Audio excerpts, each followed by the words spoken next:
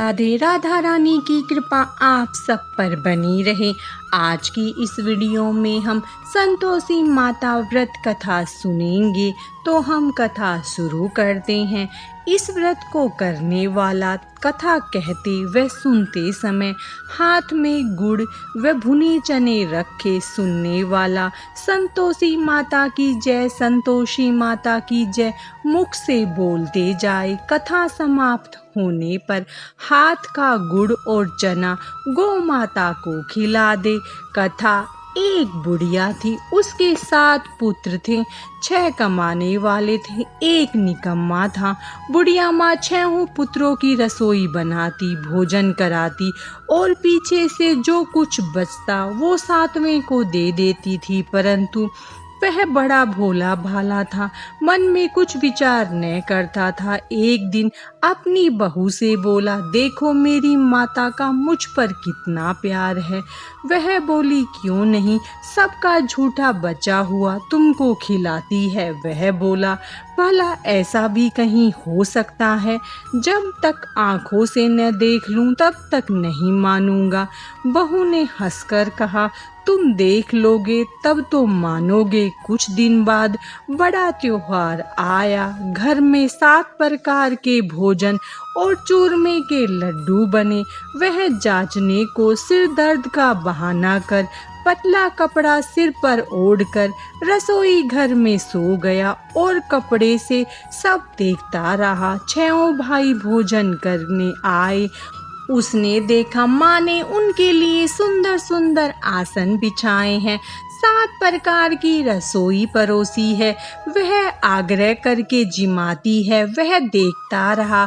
6 भाई भोजन करके उठे तब माता ने उनकी झूठी थालियों में से लड्डू के टुकड़ों को उठाया और एक लड्डू बनाया। झूठन साफ कर बुढ़िया माँ ने पुकारा, उठो बेटा, 6 भाई भोजन कर गए हैं, अब तू ही बाकी है, उठने कब खाएगा? वह कहने लगा, माँ मुझे भोजन नहीं करना, मैं प्रदेश जा रहा हूँ। माता ने कहा, कल जाता हो तो आज ही जा। वह बोला, हाँ हाँ आज ही जा रहा हूँ। यह कहकर वह घर से निकल गया। चलते समय बहू की याद आई। वह गौशाला में उपले थाप रही थी। वहीं जाकर उससे बोला, हम जावे प्रदेश को, आवेंगे कुछ काल, तुम रहियो संतोष से, धर्म आपनो पाल। वह बोली, जाओ पिया आनंद से, हमरू सोच हटाए, राम भरोसे हम रहे, ईश्वर तुम्हें सहाय। देख निशानी आपकी, देख धरूं मैं धीर, सुधी हमारी मति बिसारी, रखियो मन गंभीर। वह बोला, मेरे पास तो कुछ नहीं है, यह अंगूठी है सो ले लो और अपनी कुछ निशानी मुझे दे दो। वह बोली, मेरे पास क्या है, यह गोबर भरा हाथ है। यह कहकर उसकी पीठ पर गोबर के हाथ की थाप मार दी। वह चल दिया। चलते चलते दूर देश में पहुंचा। वहां पर एक साहूकार की दुकान थी। वहां जाकर कहने लगा, भाई मुझे नौकरी पर रख लो। साहूकार को जरूरत थी। वह बोला, रह जा। लड़के ने पूछा, तनख्वाह क्या दोगे? साहूकार ने कहा, काम देखकर दाम मिलेंगे। साहूकार के यहाँ नौकरी मिली। वह सवेरे 7 बजे से रात तक नौकरी बजाने लगा। कुछ दिनों में दुकान का सारा लेन देन, हिसाब किताब, ग्राहकों को माल बेचना, सारा काम करने लगा। साहूकार के 7-8 नौकर थे। वे सब चक्कर खाने लगे कि यह तो बहुत होशियार बन गया है। सेठ ने भी काम देखा और 3 महीने में उसे आधे मुनाफे का साझीदार बना लिया। वह 12 वर्षों में ही नामी सेठ बन गया और मालिक सारा कारोबार उस पर छोड़कर बाहर चला गया। अब बहू पर क्या बीती सो सुनो। सास ससुर उसे दुख देने लगे। सारी गृहस्थी का काम करके उसे लकड़ी लेने जंगल में भेजते। इस बीच घर की रोटियों के आटे से जो भूसी निकलती उसकी रोटी बनाकर रखती जाती और फूटे नारियल के खोपरे में पानी। इस तरह दिन बीत रहे थे। एक दिन वह लकड़ी लेने जा रही थी कि रास्ते में बहुत सी स्त्रियां संतोषी माता का व्रत करती दिखाई दी। वह वहां खड़ी हो कथा सुनकर बोली, बहनों, यह तुम किस देवता का व्रत करती हो और इसके करने से क्या फल मिलता है? इस व्रत के करने की क्या विधि है? यदि तुम अपने व्रत का विधान मुझे समझा कर कहोगी तो मैं तुम्हारा एहसान मानूंगी। तब उनमें से एक स्त्री बोली, सुनो, ये संतोषी माता का व्रत है। इसके करने से निर्धनता, दरिद्रता का नाश होता है और लक्ष्मी आती है। मन की चिंताएं दूर होती है। घर में सुख होने से मन को प्रसन्नता और शांति मिलती है। निपुत्र को पुत्र मिलता है। प्रीतम बाहर गया हो तो जल्दी आवे। कुंवारी कन्या को मनपसंद वर मिले। राजद्वारे में बहुत दिनों से मुकदमा चलता हो तो वो खत्म हो जाए। सब तरह से सुख शांति हो। घर में धन जमा हो। पैसा जायदाद का लाभ हो। रोग दूर हो जावे तथा और जो कुछ मन में कामना हो वे सब इस संतोषी माता की कृपा से पूरी हो जाती हैं। इसमें संदेह नहीं है। वह पूछने लगी, यह व्रत कैसे किया जाता है, यह भी बताओ। वह भी बड़ी कृपा होगी। स्त्री कहने लगी, 1.25 रुपए का गुड़ चना लेना, इच्छा हो तो 5.25 रुपए का लेना या 11.25 रुपए का भी सहूलियत के अनुसार लेना। बिना परेशानी, श्रद्धा और प्रेम से जितना बन सके सवाया लेना है। 1.25 रुपए से 5.25 रुपए तथा इससे भी ज्यादा शक्ति और भक्ति के अनुसार ले। हर शुक्रवार को निराहार रहे। कथा कहना सुनना, इसके बीच कर्म नहीं टूटे। लगातार नियम पालन करना। सुनने वाला कोई न मिले तो घी का दीपक जला उसके आगे। जल के पात्र को रख कथा कहना, परंतु नियम नहीं टूटना चाहिए जब तक कार्य सिद्ध न हो। नियम का पालन करना और कार्य सिद्ध हो जाने पर ही व्रत का उद्यापन करना। 3 मास में माता फल पूरा करती है। यदि किसी के घर खोटे हो तो भी माता 1 वर्ष में अवश्य कार्य सिद्ध कर देती है।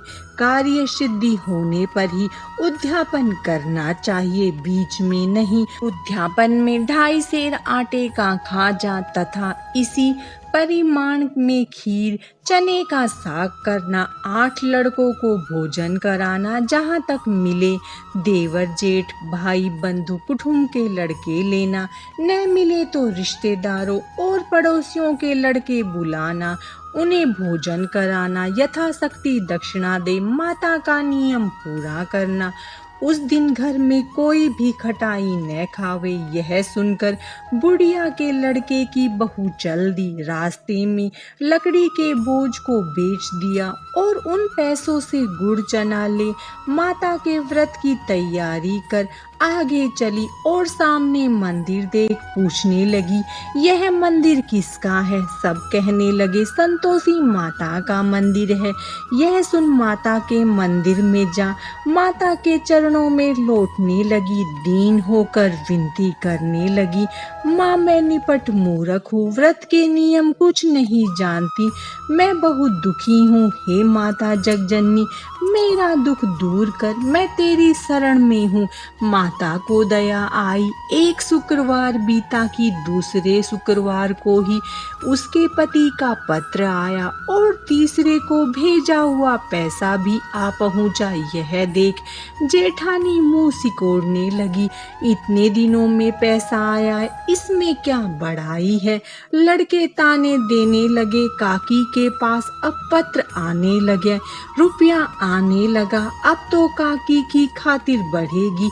अब तो काकी बुलाने से भी नहीं बोलेगी। बेचारी सरलता से कहती, भैया पत्र आवे, रुपया आवे तो हम सब के लिए अच्छा है। ऐसा कहकर आंखों में आंसू भरकर संतोषी माता के मंदिर में आ मातेश्वरी के चरणों में गिरकर रोने लगी। माँ, मैंने तुमसे पैसा नहीं मांगा, मुझे पैसे से क्या काम है? मुझे तो अपने सुहाग से काम है। मैं तो अपने स्वामी के दर्शन और सेवा मांगती हूँ। तब माता ने प्रसन्न होकर कहा, जा बेटी, तेरा स्वामी आएगा। यह सुन खुशी से बावली होकर घर में जा काम करने लगी। अब संतोषी माँ विचार करने लगी, इस भोली पुत्री को मैंने कह तो दिया तेरा पति आवेगा, वह आवेगा कहाँ से? वह तो सपने में भी इसे याद नहीं करता, उसे याद दिलाने मुझे जाना पड़ेगा। इस तरह माता बुढ़िया के बेटे के पास जा सपने में प्रकट हो कहने लगी, साहूकार के बेटे सोता है या जागता है? वह बोला, माता सोता भी नहीं हूँ, जागता भी नहीं हूँ, बीच में ही हूँ, कहो क्या आज्ञा है? माँ कहने लगी, तेरा घर बार कुछ है या नहीं? वह बोला, मेरा सब कुछ है माता, माँ बाप भाई बहन बहू, क्या कमी है? माँ बोली, भोले पुत्र, तेरी स्त्री घोर कष्ट उठा रही है, तेरे माँ बाप उसे दुख दे रहे हैं, वह तेरे लिए तरस रही है, तो उसकी सुधि ले। वह बोला, हाँ माता, यह तो मुझे मालूम है, परंतु मैं जाऊं तो जाऊं कैसे? प्रदेश की बात है, लेन देन का कोई हिसाब नहीं, कोई जाने का रास्ता नजर नहीं आता, कैसे चला जाऊं? माँ कहने लगी, मेरी बात मान, सवेरे नहा धोकर संतोषी माता का नाम ले, घी का दीपक जला, दंडवत कर दुकान पर जा बैठना। देखते ही देखते तेरा लेन देन सब चूक जाएगा, जमा माल बिक जाएगा, सांझ होते होते धन का ढेर लग जाएगा। सवेरे बहुत जल्दी उठ उसने लोगों से अपने सपने की बात कही तो वे सब उसकी बात अनसुनी कर दिल लगी उड़ाने लगे। कहीं सपने भी सच होते हैं। एक बूढ़ा बोला, देख भाई, मेरी बात मान, इस प्रकार साथ झूठ करने के बदले देवता ने जैसा कहा है वैसा करने में तेरा क्या जाता है? वह बूढ़े की बात मान, स्नान कर, संतोषी माता को दंडवत कर, घी का दीपक जला, दुकान पर जा बैठा। थोड़ी देर में वह क्या देखता है कि देने वाले रुपया लाए, लेने वाले हिसाब लेने लगे, कोठे से भरे सामान खरीद कर नगद दाम में सौदा करने लगे। शाम तक धन का ढेर लग गया। माता का चमत्कार देख प्रसन्न हो मन में माता का नाम ले घर ले जाने के वास्ते गहना कपड़ा खरीदने लगा और वहाँ के काम से निपटकर घर को रवाना हुआ। वहाँ बहू बेचारी जंगल में लकड़ी लेने जाती, लौटते वक्त माँ के मंदिर पर विश्राम करती थी। वह तो उसका रोजाना रुकने का स्थान था। दूर से धूल उड़ती देख वह माता से पूछती है, हे माता, यह धूल कैसी उड़ रही है? माँ कहती है, हे पुत्री, तेरा पति आ रहा है, अब तू ऐसा कर, लकड़ियों के 3 बोझ बना ले, एक नदी के किनारे रख, दूसरा मेरे मंदिर पर और तीसरा अपने सिर पर रख। तेरे पति को लकड़ी का गट्ठर देखकर मोह पैदा होगा, वह वहाँ रुकेगा, नाश्ता पानी बना खाकर माँ से मिलने जाएगा। तब तू लकड़ियों का बोझ उठाकर घर जाना और बीच चौक में गट्ठा डालकर 3 आवाजें जोर से लगाना, लो सासू जी लकड़ियों का गट्ठा लो, भूसी की रोटी दो, नारियल के खोपरे में पानी दो, आज कौन मेहमान आया है? माँ की बात सुन वह बहुत अच्छा माता कहकर प्रसन्न हो लकड़ियों के 3 गट्ठे ले आई। एक नदी के तट पर, एक माता के मंदिर पर रखा। इतने में ही एक मुसाफिर आ पहुंचा। सूखी लकड़ी देख उसकी इच्छा हुई कि अब यहीं विश्राम करे और भोजन बना खाकर गांव जाए। इस प्रकार भोजन बना विश्राम कर वह गांव को गया। सबसे प्रेम से मिला। उसी समय बहू सिर पर लकड़ी का गट्ठा लिए आती है। लकड़ी का भारी बोझ आंगन में डाल जोर से 3 आवाज देती है, लो सासू जी लकड़ी का गट्ठा लो, भूसी की रोटी दो, नारियल के खोपरे में पानी दो, आज कौन मेहमान आया है। यह सुनकर सास बहारा अपने दिए हुए कष्टों को भुलाते हुए कहती है, बहू ऐसा क्यों कहती है, तेरा मालिक ही तो आया है। आ बैठ, मीठा भात खा, भोजन कर, कपड़े गहने पहन। इतने में आवाज सुनकर उसका स्वामी बाहर आता है और अंगूठी देख व्याकुल हो माँ से पूछता है, माँ यह कौन है। माँ कहती है, बेट यह तेरी बहू है। आज 12 वर्ष हो गए, तू जब से गया है तब से सारे गांव में जानवर की तरह भटकती फिरती है। काम काज घर का कुछ करती नहीं, 4 समय आकर खा जाती है। अब तुझे देखकर भूसी की रोटी और नारियल के खोपरे में पानी मांगती है। वह लज्जित हो बोला, ठीक है माँ, मैंने इसे भी देखा और तुम्हें भी देखा है। अब मुझे दूसरे घर की ताली दो तो मैं उसमें रहूं। तब माँ बोली, ठीक है बेटा, जैसी तेरी मर्जी, कहकर ताली का गुच्छा पटक दिया। उसने ताली ले दूसरे कमरे में जो तीसरी मंजिल के ऊपर था खोलकर सारा सामान जमाया। एक दिन में ही वहां राजा के महल जैसा ठाठ बाट बन गया। अब क्या था, वे दोनों सुखपूर्वक रहने लगे। इतने में अगला शुक्रवार आया। बहू ने अपने पति से कहा कि मुझे माता का उद्यापन करना है। पति बोला, बहुत अच्छा, खुशी से करो। वह तुरंत ही उद्यापन की तैयारी करने लगी। जेठ के लड़कों को भोजन के लिए कहने गई। उसने मंजूर किया, परंतु पीछे जेठानी अपने बच्चों को सिखलाती है, देखो रे, भोजन के समय सब लोग खटाई मांगना, जिससे उसका उद्यापन पूरा न हो। लड़के जीमने आए, खीर पेट भर कर खाई, परंतु याद आते ही कहने लगे, हमें कुछ खटाई दो, खीर खाना हमें नहीं भाता, देखकर अरुचि होती है। बहू कहने लगी, खटाई किसी को नहीं दी जाएगी, वह तो संतोषी माता का प्रसाद है। लड़के तुरंत उठ खड़े हुए, बोले, पैसा लाओ।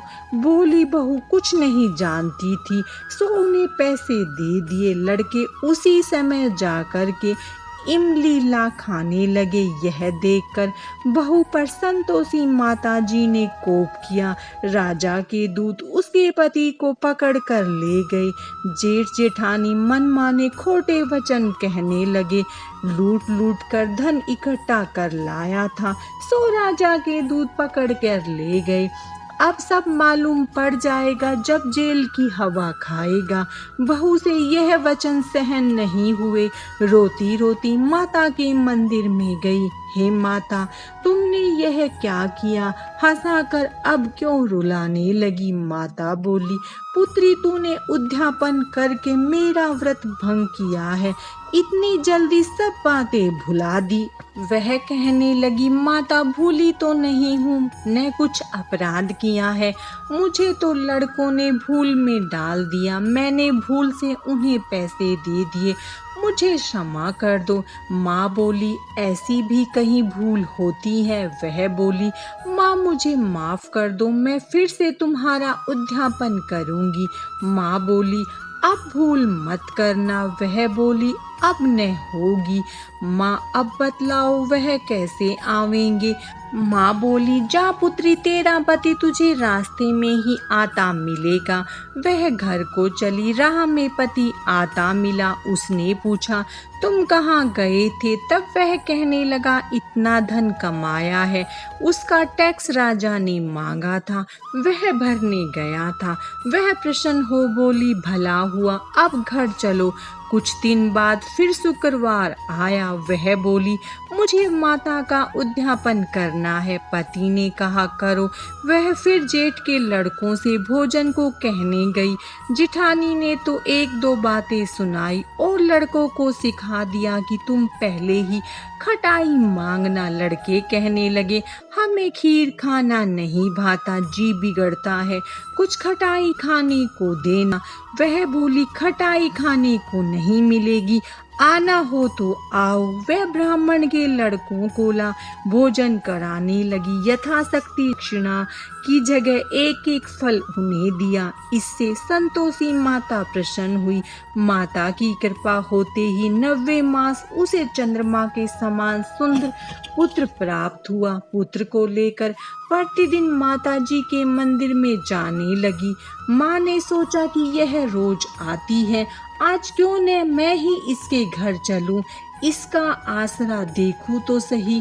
यह विचार कर माता ने भयानक रूप बनाया। गुड़ चने से सना मुख, ऊपर सूंड के समान होठ, उस पर मक्खियां भिन भिना रही थी।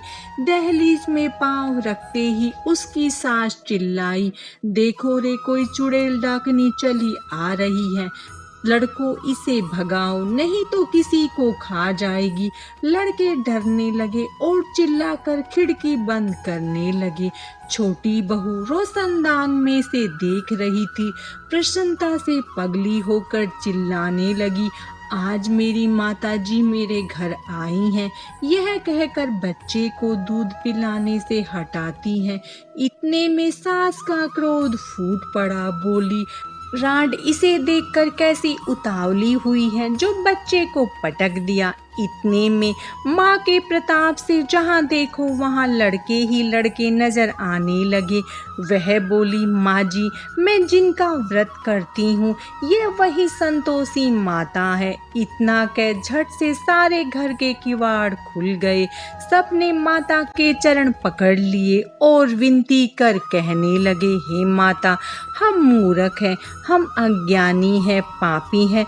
तुम्हारे व्रत की विधि हम नहीं जानते। तुम्हारा व्रत भंग करके हमने बहुत बड़ा अपराध किया है। हे माता, आप हमारा अपराध क्षमा करो। इस प्रकार माता प्रसन्न हुई। माता ने बहू को जैसा फल दिया वैसा सबको दे। जो पढ़े उसके मनोरथ पूर्ण हो। बोलो संतोषी माता की जय। संतोषी माता व्रत कथा समाप्तम। आप सब पर संतोषी माता की कृपा दृष्टि बनी रहे, आपके सारे मनोरथ पूर्ण हो। बोलो राधे राधे।